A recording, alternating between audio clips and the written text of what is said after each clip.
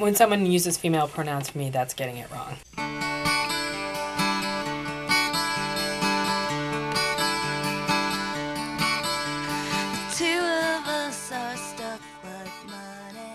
My mom did not take me coming out as queer very well.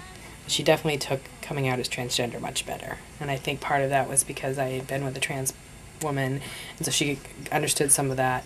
And she kind of said, oh, so if you're a guy and you date women, that makes you straight. It's like, well, no, not really. But that's what she thought, that, you know, her whole thing was about, then you'll be straight. And I'm like, no, I'm never going to be straight. There were still people that I worked with at other agencies that would still not get my pronoun right. And I would ignore them. I got to a point where I was like, you know, after 5 years, you should just freaking get this. If my mother could do it, like, and, you know, you should be able to do this too. Other folks, you know, it depends on where I am. Like, if I'm out at a restaurant and I'm with a bunch of people that all are female identified and there's me, and they say, hey, you know, what do you girls want? I'm not going to say anything because I want to just eat dinner. I don't want to do Trans 101, you know? I will die full of questions about you and I, full of questions. I come from a military family. I was born on Army base. I grew up in a very poor, working class family. My mom was on welfare for a short period of time, was a single mother. I started reading the Boston Phoenix because that was the only thing you could get in the suburbs. and then that's when they started doing like the ads in the back for women and men for men. I was like, wow, what's this all about?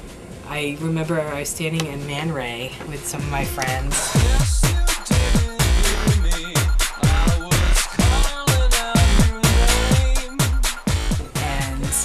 I told them, and they were like, okay. And it is a huge decision, I think, particularly to be transgender, because many folks transition from one gender to another and then live what we call stealth. Like, they don't tell people they're transgender, they don't tell people they were on a former different gender, and just kind of blend into society. And I am one of those folks that decided that was not for me.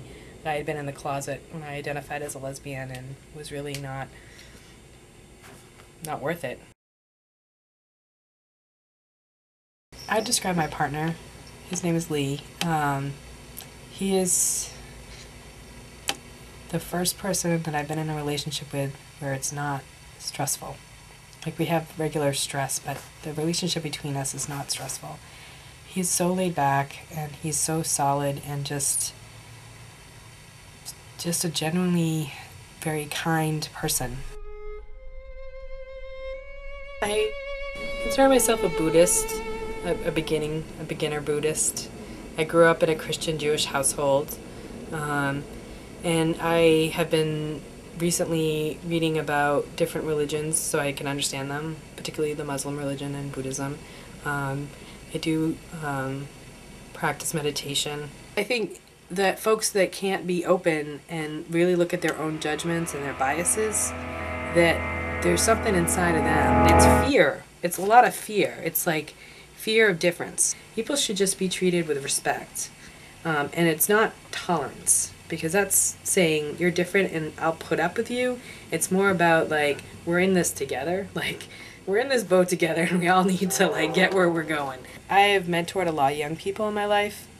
And they're all, like, a couple of them are graduating from college this year and going on to law school and med school. And I know that part of it was, you know, I'm not going to take all the credit because they definitely did all the work, but I was there for them in a non-judgmental way when other people in their lives couldn't be.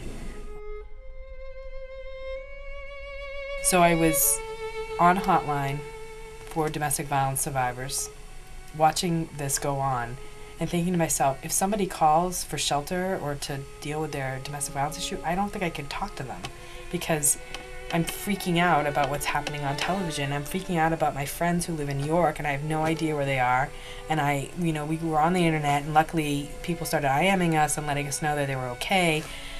And then I just kept thinking, like, you know, where's the rest of my family and what's going to happen?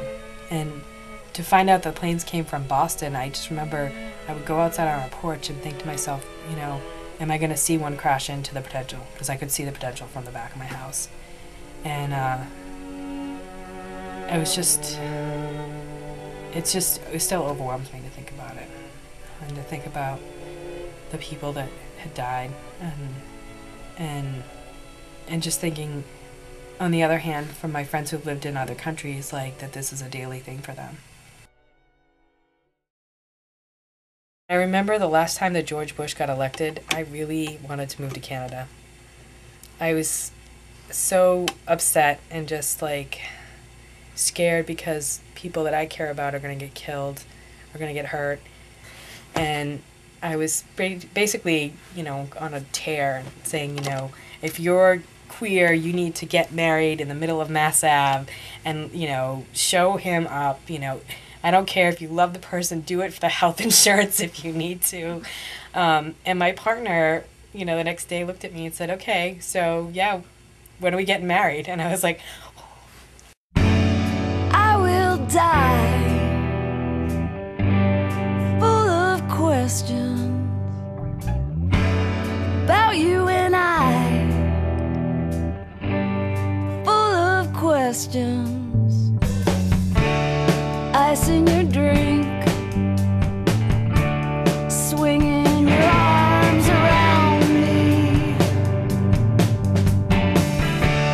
New York City,